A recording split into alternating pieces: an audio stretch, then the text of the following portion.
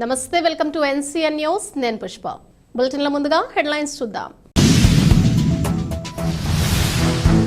పేదవాని ఆర్థిక అభివృద్ధి లక్ష్యంగా ఆశయంతో సుపరిపాలన అందిస్తున్న సంస్కర్త సీఎం వైఎస్ జగన్మోహన్ రెడ్డి. మంత్రి వేణుగోపాల కృష్ణ.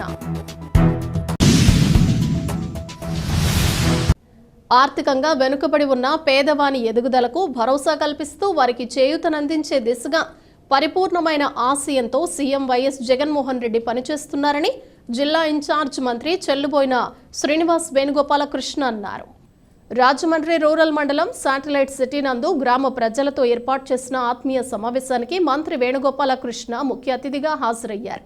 ఈ సందర్భంగా మంత్రి వేణుగోపాల కృష్ణ మాట్లాడుతూ ఆర్థికంగా వెనుకబడి ఉన్న బలహీన వర్గాల అభ్యుదయానికి స్వర్గీయ డాక్టర్ వైఎస్ రాజశేఖర రెడ్డి హయాంలో అనేక సంక్షేమ పథకాలను ప్రవేశపెట్టి వారికి ఆర్థిక భరోసాను కల్పించారన్నారు.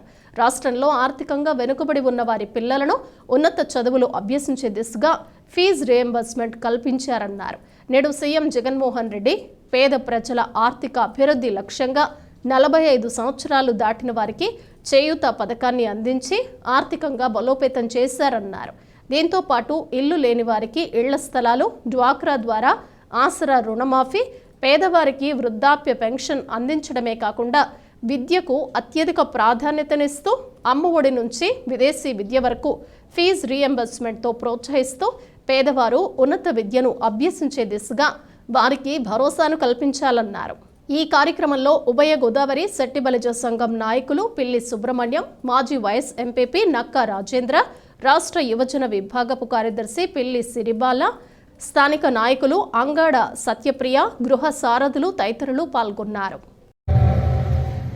14-19 అధికార పక్షం, 19-24 మళ్ళీ ప్రతిపక్షం.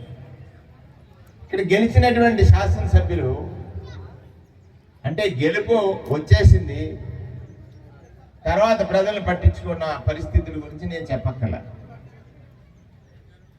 ఇంకా దురదృష్టం ఏంటంటే ప్రభుత్వం తీసుకున్న మంచి పనులు ఇవాళ జగన్మోహన్ రెడ్డి గారు ఒక నిజం చెప్పి ఈ నియోజకవర్గమే కాదు రాష్ట్రం అంతా పేదరికమని, ఆ పేదరికం అనే జబ్బు ఒక తరాన్ని కాదు 10 తరాలు నేర్పిస్తుందని. మన ముత్తాత పేదోడైతే తాత కూడా పేదోడే, తాత పేదోడైతే నాన్న పేదోడే, నాన్న పేదోడైతే మనం పేదోడే. జగన్మోహన్ రెడ్డి గారు పాదయాత్ర చేసి వారి తండ్రి, ఇక్కడ 2 రకాలు ఆశపరులు రాజకీయాల్లో, ఆశయం ఉన్నవాళ్ళు రాజకీయాల్లో.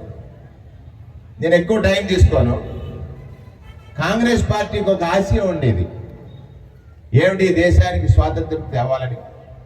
తెచ్చిన తర్వాత పాలకులు గరీబీ హఠావో, రోటీ కపడావు మఖాన్, పేదవాడికి ఉండాలని కోరుకున్నారు.